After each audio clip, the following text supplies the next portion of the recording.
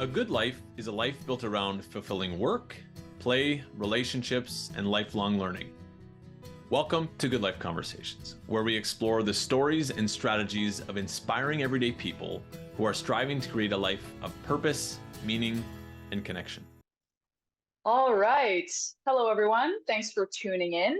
My name is Jules. I am the program manager at DiscoverYear, and I will be your host today for this Good Life Conversation with our guest, a familiar face, Jay Gosselin. Hey, Jay. Hey, everybody. So thanks for doing this, Jay. You're now switching roles a little bit. You know, the tables have turned, so to say. So I'm excited to kind of explore the typical questions that you ask in these Good Life Convos that you ask our awesome mentors at DiscoverYear, and to get to know you, well, for our students. I know you pretty well, but for our students and our listeners and young people watching, to get to know you a little bit better as a professional, father, friend, person. Great. I'm happy. Yeah, it's exciting for me too to have the tables turned. Mm-hmm. I know, I'm sure you're going to eat this up. You love to talk. Indeed. I'll try to keep it succinct today. That's great. That will be a challenge. We'll see if we can make it happen.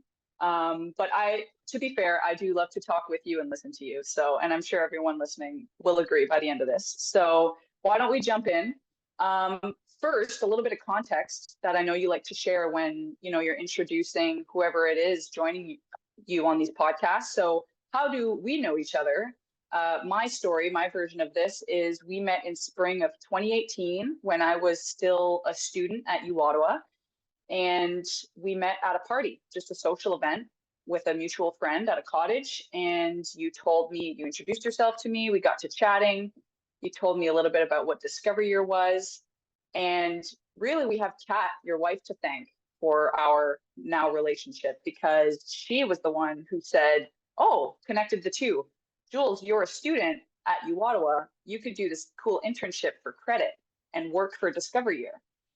So I thought that was really cool, and I jumped on the opportunity, and 6 years later, here we are, now full-time employee with DiscoverYear.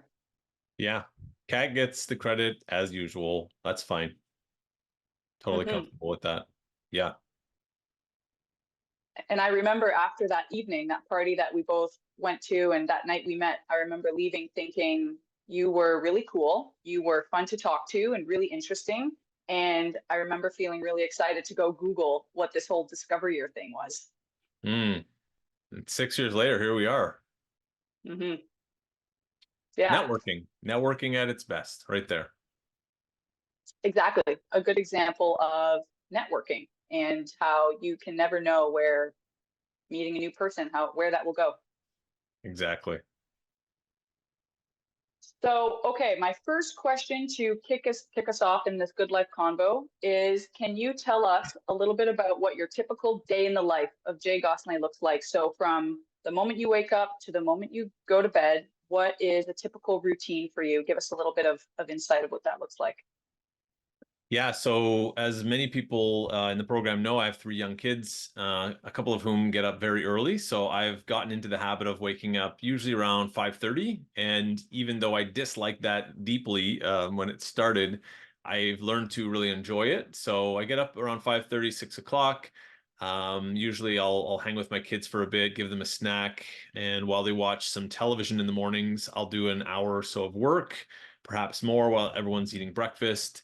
And I'm the kind of person that likes to kind of do something right away. I don't like to just sit around too long. And usually that thing for me is work. Or sometimes if I'm not as busy at work, I'll do some reading and have a coffee. Coffee first thing in the morning is essential for me, has been for a while.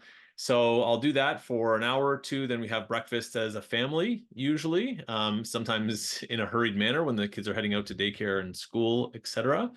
And then I'll continue working after that. And what happens after that really depends on the day. Like many people in the type of job that I do, I might be working with clients or students throughout the day, in which case I have to travel somewhere or go on Zoom to facilitate different learning experiences.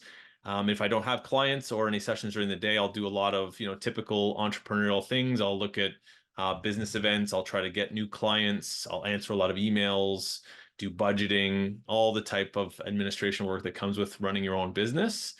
And I usually work, again, like I said, a couple hours in the morning and then typically maybe 6 hours during the day. Then the family comes home after school and daycare. We spend a few hours together, we put the kids to bed, read them books, all that stuff. And then I'll usually do, depending on the time of year, a bit of work, an hour or two in the evenings. When it's quieter, I'll use that time to read or watch a show with Kat or something like that. But that's kind of how the day goes. And then I'll go to bed, usually, hopefully by around 10, although it doesn't always happen, to get about 7 hours of sleep. 7 hours. 7 hours is enough for you. 7 hours is the right amount for me, has been for a long time. And one thing I didn't mention is that I really almost always try to exercise during the day. Usually try to do that midday so I can get the body moving. That's a really important thing for me. I don't always achieve it, but I usually do. Mm. And has routine like this, I know this routine has obviously evolved over time where perhaps pre-fatherhood and then you're at a stage now where like your kids' routines are also changing and it kind of depends on what their routine is a lot of the time. How important is routine for you in a day?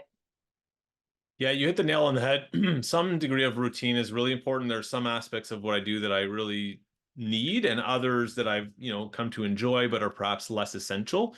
So, I do like a certain amount of routine in the day, but I also really deeply need and appreciate things being different almost every day. So I didn't take the time to really describe the different types of days that I have, but some days I'm on a flight to Toronto for a client at 6 a.m. And other days I'm traveling for multiple days at a time for client sessions or events. So it really depends, but I like things to change a lot. But one routine, as an example, is I love to have my coffee every morning, and I try to do that regardless of what the rest of the day looks like. And I also try to exercise. So I like a balance of routine and, um, you know, things that happen spontaneously. Mm, the spontaneity. I'm sure, yeah. Is this something that you make sure shows up in your life? It's an intentional thing to keep things spontaneous, or is that just happenstance? It's just the way it is for you.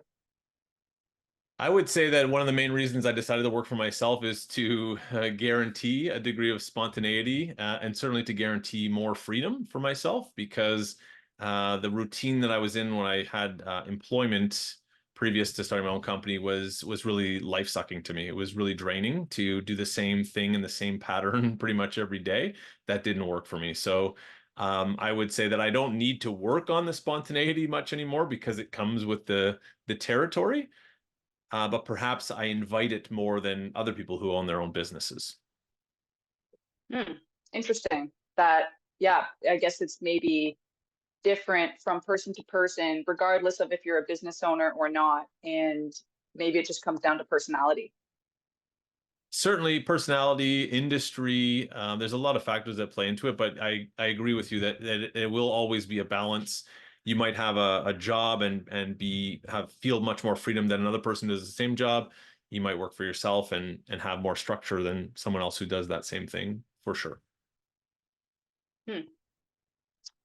So, kind of on theme in terms of what you like to get up to throughout your day, can you tell us a little bit about your hobbies, things that you like to do either outside of family and work or with family? The main hobby I would say that I've had for my entire life revolves around sports and exercise. So I'm a really physical person, but most of that relates to sports. So, over the years, I grew up playing hockey and rugby and golf and baseball. And over the years, I've picked up different types of sports too. I started running, doing triathlons, swimming, biking, lifting weights. So those are the kind of the main hobbies I would say. Certainly at this stage of life with three kids, your opportunity to have new hobbies or to continue your hobbies is more difficult and challenging. But those I maintain. Those things really bring me a lot of well-being, and it's my kind of meditation a lot of the times. Either I'm doing sports with friends and people I love and I'm getting exercise and bonding with them, or I'm doing sports or exercise independently and letting my brain go to where it needs to go to kind of work through what's in there at the time. So my main hobby is sports, but I also love to read, which I, by the way, hated until I was out of school.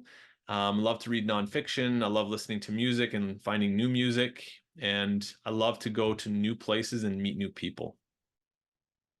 Hmm.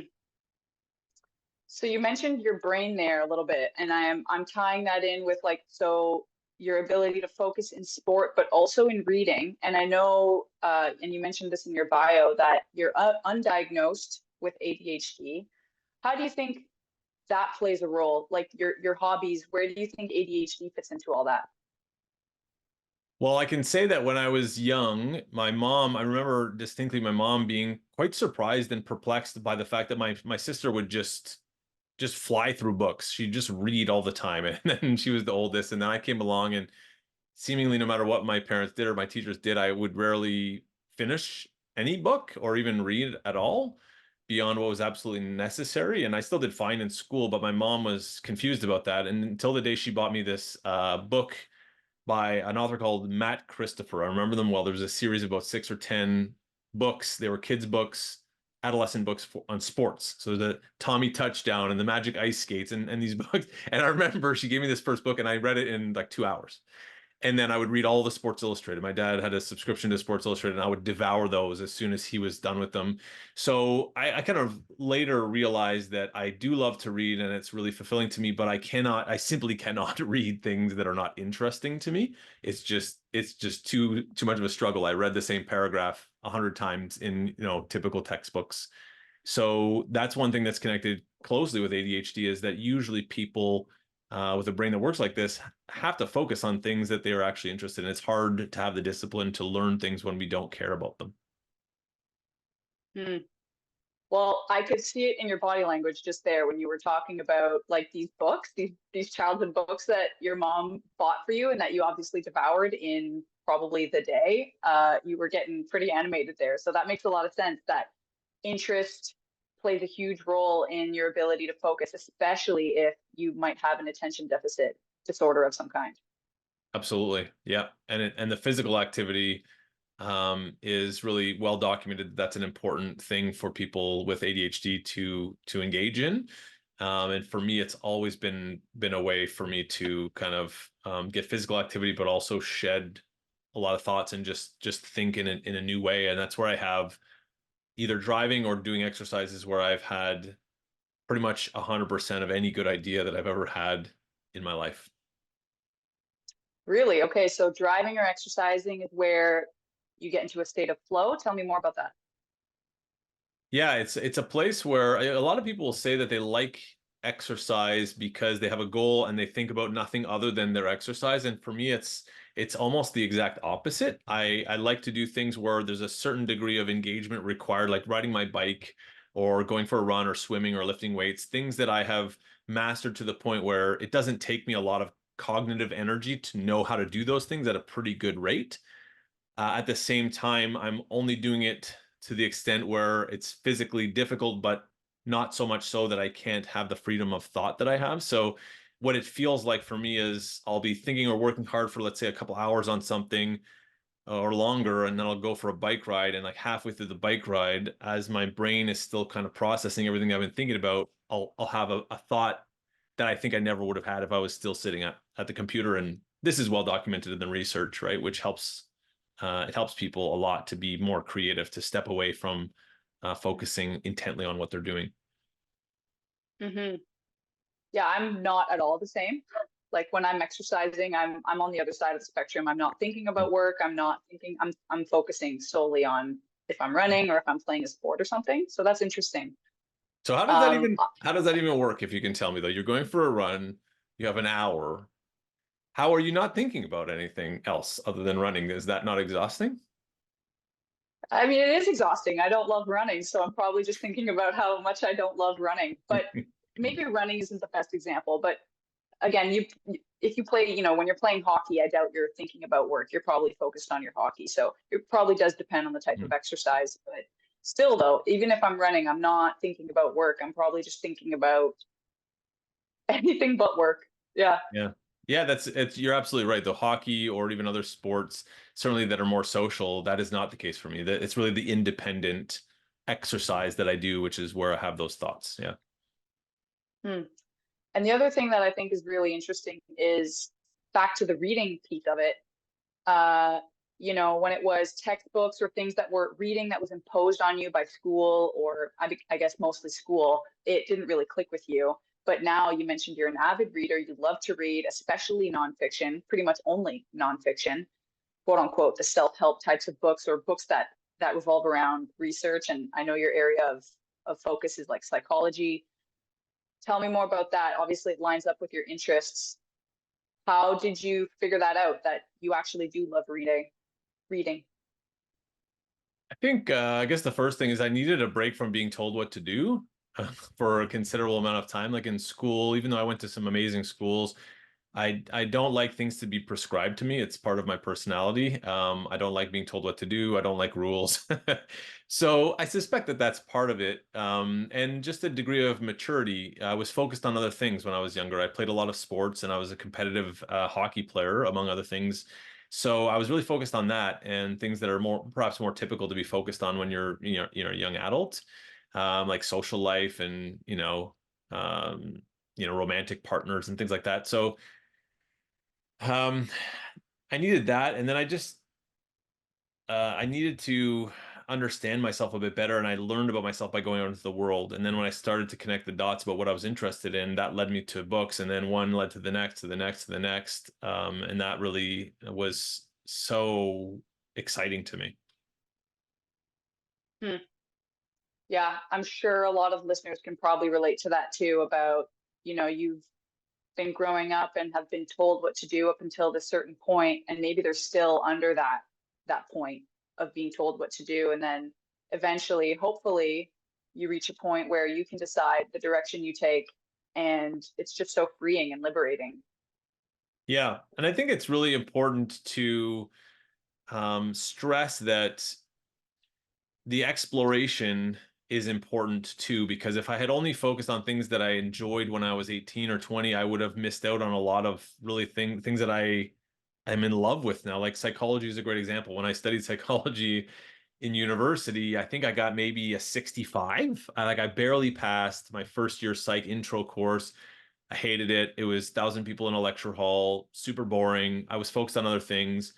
And at the time, I never would have guessed that the rest of my career, a decade later, would revolve around psychology and relationships. But it has gotten to that point, and I think that sometimes people just need to learn about things in a different environment.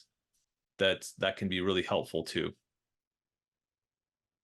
So tell us a little bit more then about like this exploration phase that you would have gone through to have to realize that these were your Oof, yeah. So I guess as I mentioned in my bio, the only thing I really knew when I came to the end of graduation at university was that I did not want to be working in an office. I can remember visualizing what the typical kind of university grad would be doing as a next step in a cubicle or in an office somewhere, working on a computer, and that scared the life out of me. So what I decided to do is travel. I traveled out west to Canada, and some friend of mine had said they worked on cruise ships, and something that sparked an idea in me. And that was my next goal, is to go and travel, work on cruise ships, work on yachts, visit a lot of places around the world.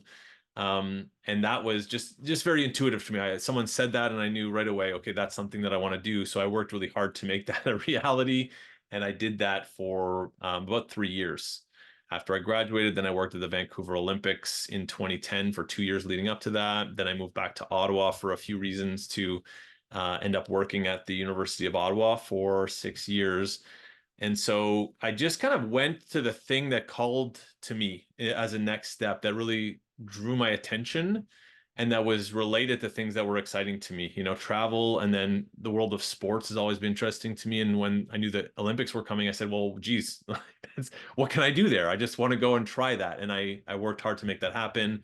And then I wanted to move to Ottawa and eventually saw this job at U Ottawa and worked really hard to get that job because it was just very intriguing to me. So I definitely have taken the short-term planning route earlier in life. which the combination of all those different experiences and people that I met, things that I learned along the way, kind of came to a peak, came to a point, a juncture where the next steps became much more clear. And I think the next steps basically are probably most of the rest of my life for me. Very interesting to hear how, okay, so the first years, the first decade, maybe a bit longer post university was a winding road, a little bit of everything, just going with the flow and not knowing what's next, not knowing what's after cruise ships, not necessarily having a long-term plan. You said the short-term planning was at play there. I How did would that feel say though in the moment? I Yeah. would, sorry, I just would, one thing you said jumped out at me, and I would say I would not characterize it as going with the flow. I would characterize it as paying attention to the things that were interesting to me and being explicit about going after those things. So I get what you're saying, and at the same time, I wouldn't characterize it as, because going with the flow to me says, okay, like something happens, sure, I'll do it, or this happens, sure. And for me, it was more like just go out and trying stuff, and then, ooh, that's the thing that I want to do next. And it was intentional and committed. But it was a bit of a lot of happenstance. Mm, I really love that approach. And I think a lot of young people today feel this pressure to know, as we know, the next 10, 20, 50 years.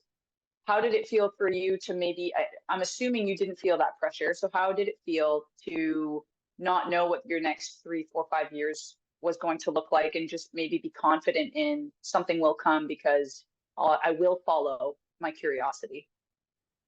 It often didn't feel very good. um, it felt great in some ways and not good in others. The way it didn't feel great was that, like as an example, when I worked on cruise ships and I got promoted to become a cruise director, which is a pretty high ranking position on a cruise ship for a 24-year-old. I was one of very few people that age doing that job. So it actually required quite a bit of skill and dedication.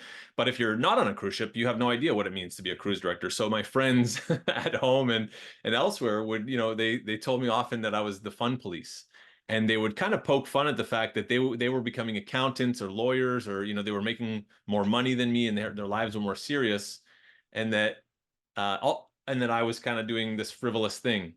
And even in the moment, I could understand that there was a part of that was envious in them, because they perhaps didn't like their day-to-day life as much as I did.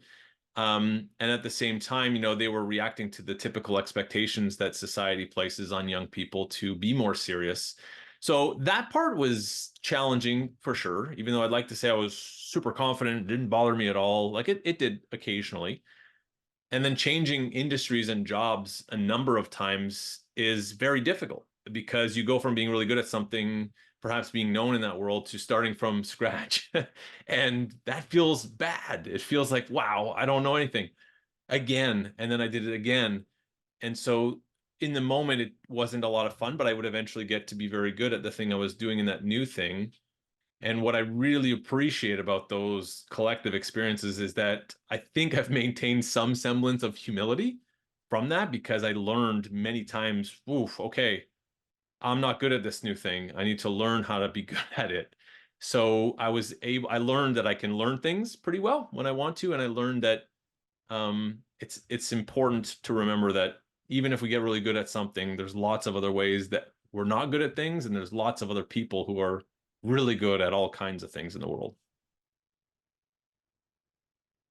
Sounds like it was, yeah, a really great start to a career and laid a diverse, strong foundation for you. Really diverse, yeah, very strong. And like many of our mentors have alluded to, I could not have guessed at how it would all come together, or necessarily even the specific skills or knowledge that I would build through that meandering process. But it all came together. And there's things that I learned in each of those different jobs and careers that I use every day. As an example, when I was on cruise ships, I met thousands of new people every week, and I really was able to hone my social skills and my ability to learn about people and show my curiosity and build relationships.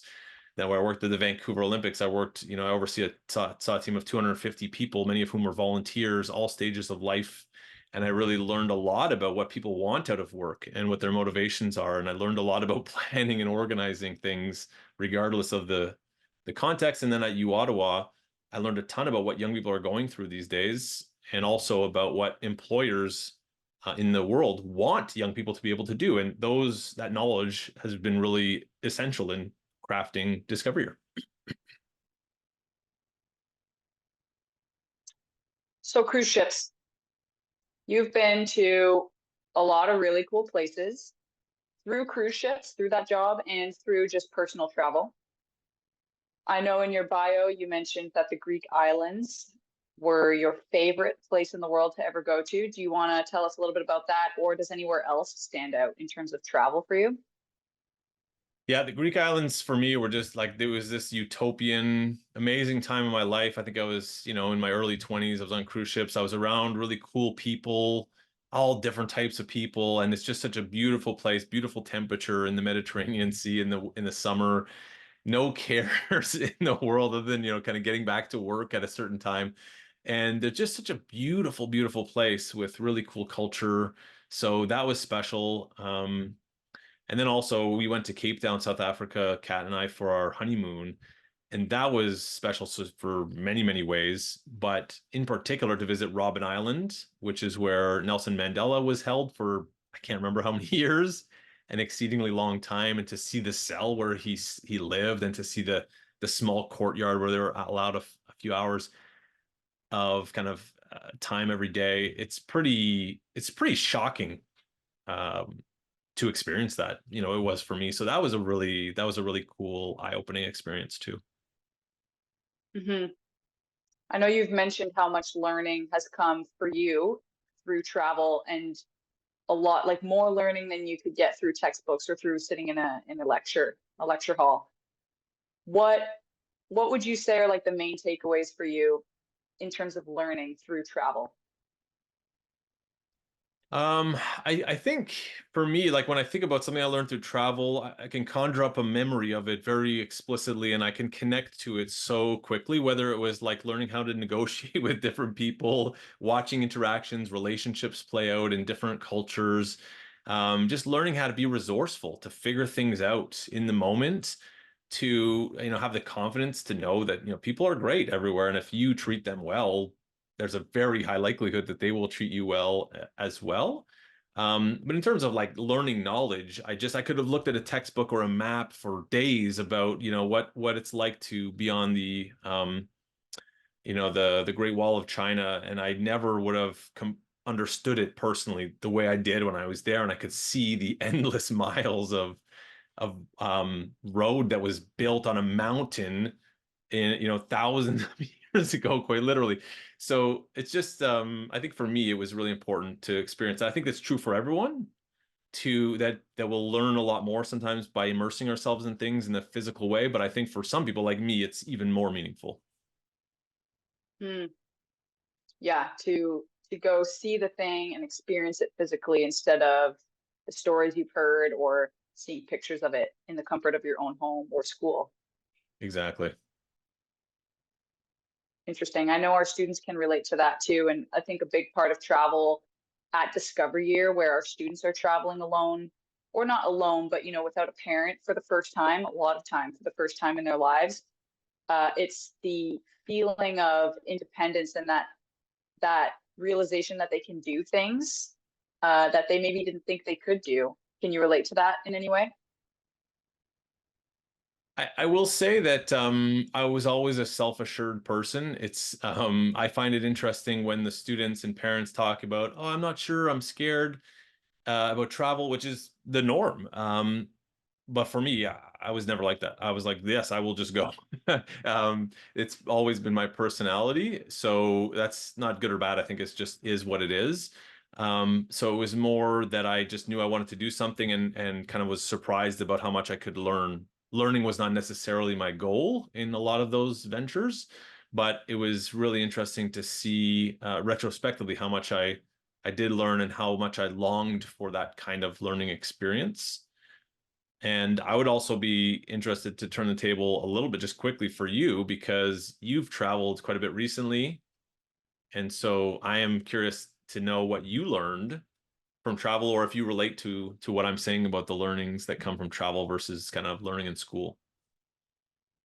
Oh, for sure. Yeah. So for context, I traveled, yes, for almost 7 months. I took a sabbatical from work about a year ago to travel for 7 months, and we went. Danny and I, my wife, went overseas to Asia and Hawaii and New Zealand and Australia, and just to travel. And to me, the biggest barrier or hurdle that I thought that scared me the most going into it was just taking that much time off and feeling like I was going to not get left behind, but that it wasn't a smart career move to take that much time off. And the thing that stood out to me the most was, yes, this is very doable. And tons of people are doing this. And, once you're in it, you won't regret it. And especially when you're back, you won't regret it. But I relate with you a lot, Jay, about being adventurous and kind of pushing that agenda. And I'm also just so excited to get back out there and travel. And I want it to be a huge part of my life too. And it's just such a great way of stepping outside of your comfort zone and learning about, you hear stories about, yes, Asian culture is different.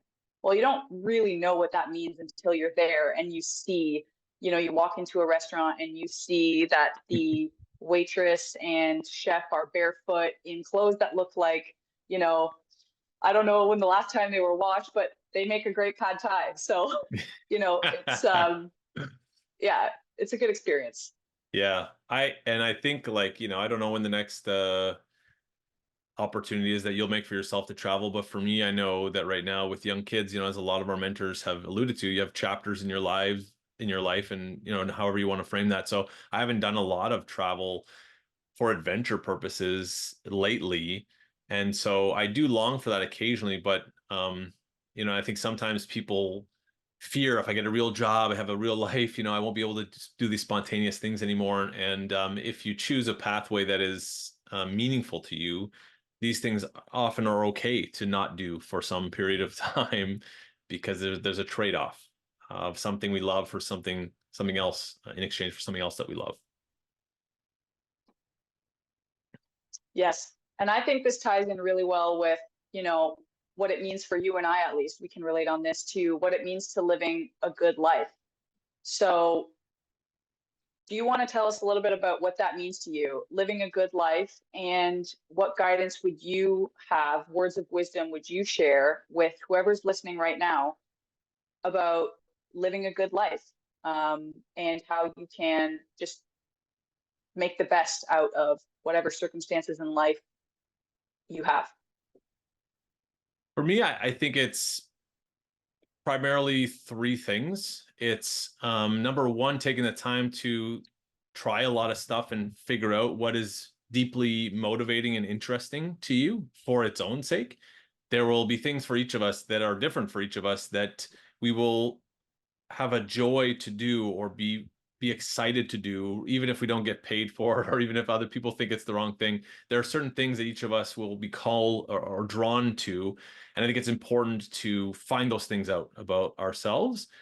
And equally, perhaps as important, is the second part, which is to work hard, to make the effort to build the things that we care about, and to not worry too much about other things, but to focus on getting better at the thing, or to doing it more, or to making time for it, which can be a challenging thing for any number of reasons, including, time, self-doubt, societal constraints.